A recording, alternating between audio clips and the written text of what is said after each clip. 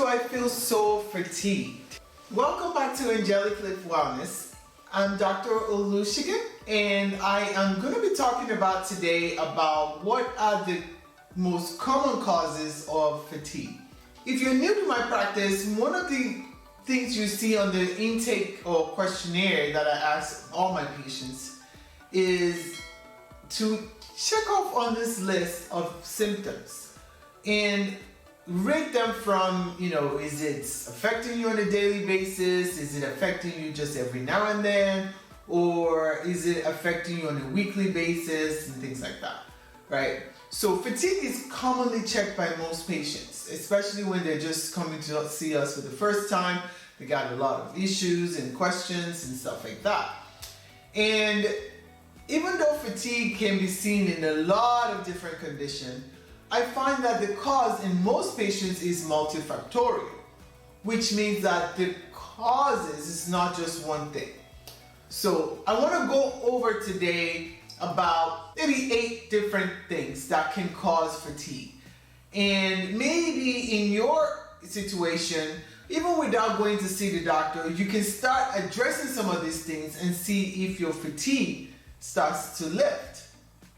So the most common one, obviously, for most patients that feel exhausted, tired all the time, is they're not getting enough sleep, okay? So if you're not sleeping enough, of course, you're not going to have energy.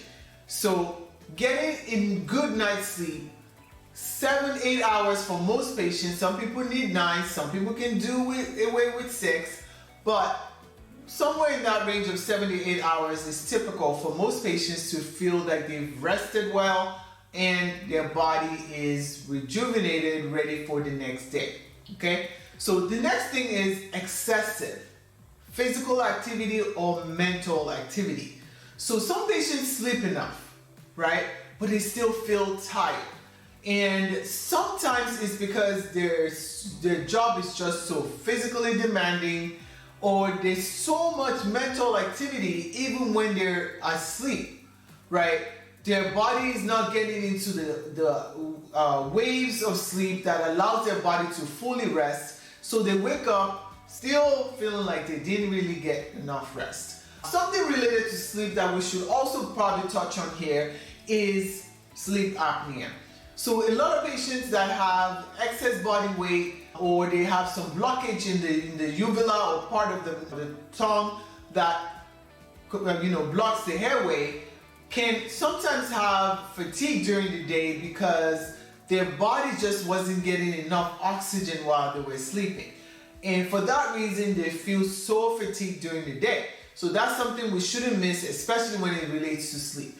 But in terms of mental physical activity, sometimes your brain just won't shut off, and even though you're laying there, so you feel fatigued by the time you wake up because you were going all night, okay?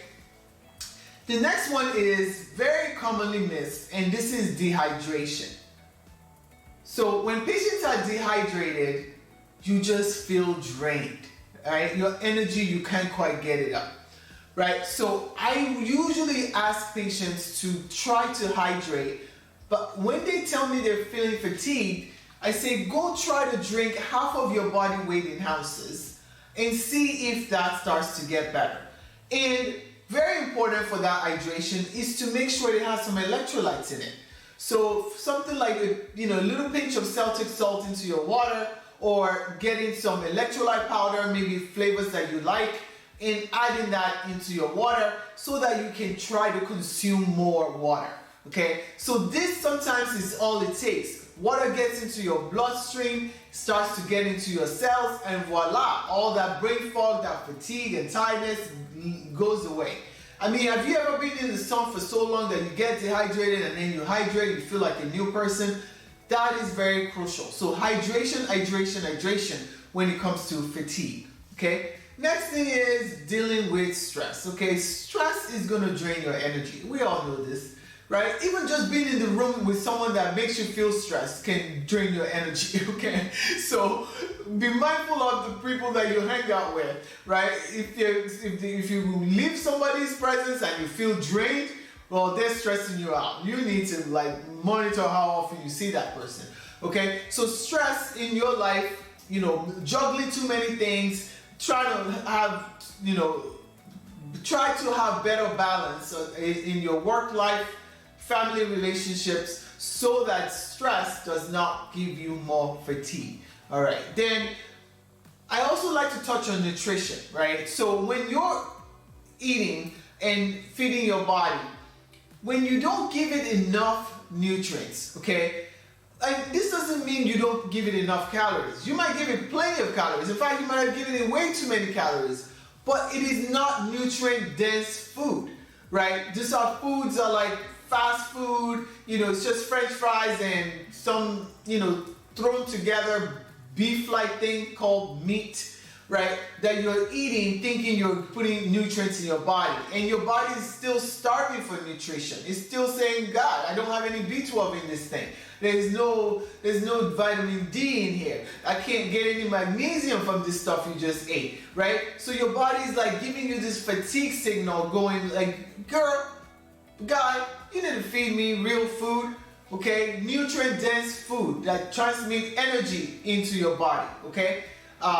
So the next one is medical conditions. So when you come to see me and there's fatigue on your list, well, this is one of the things that I'm going to check as your doctor, making sure you don't have anemia, right? You're going to feel tired if your body's not circulating enough oxygen, enough blood, right, to circulate oxygen. So anemia is something I'm going to rule out. I'm going to draw blood work, complete blood count, looking for anemia. I'm also going to look at your thyroid. We've talked about a series on thyroid on this channel, right? I'm going to look at that. I'm going to check to see if you have thyroid disease that might be draining your energy, right? Low functioning thyroid, you're definitely going to be tired. If it's high functioning thyroid, you might have too much energy. But anyway, most patients with fatigue, what we call Hashimoto's or hypothyroidism, and it can be diagnosed with blood work. I can also diagnose it with symptoms, but with blood work, we can definitely confirm it, right? So what vitamin deficiencies do I typically see in patients that have fatigue? The most common one is the B vitamins, because these are your energy vitamins, right? So I'm talking about vitamin B12, vitamin B9, folic acid, things like that, right? When these are deficient, you're very likely to feel tired, exhausted, because these are going to be very important in your metabolism and other important things that give energy in your body, okay? The next, or the last one I'm going to talk about today, so this video doesn't get too long, is hormone balancing, right? So now, when your hormones are not balanced, and this I'm not talking about thyroid in this situation. I'm talking about female hormones, male hormones, especially when it comes to testosterone. Testosterone is very important for energy. In fact, a lot of patients that have fatigue, when I check their blood work, might be very low in testosterone level. So I usually will check the testosterone level for my male and female patients to see that their level is within that optimal upper end of the normal range, to make sure that that's not causing their fatigue. Okay, so I look for testosterone, I look for thyroid, I look for vitamin deficiencies, I look for hydration, I look for quality of sleep, I look for, all these things to try to help you get over this fatigue. Okay, if all said and done, sometimes, most of the time, I find maybe 2 or 3 or 4 that a patient has, and we have to fix all of them before they feel a whole lot better. Okay, so some of this you can address at home. You can definitely address your sleep, you can address your hydration, you can address your stress level. Nutrition you can do better. Well, we can test for vitamin deficiencies in the blood work to see what else we need to help you tweak, but you can start doing better on your own, okay? So hopefully that helps. If you guys think I left anything else out that causes fatigue, other than infection and being sick, please mention it in the section below so we can address it and get some patients some energy. All right, I'll see you on the next one. Bye for now.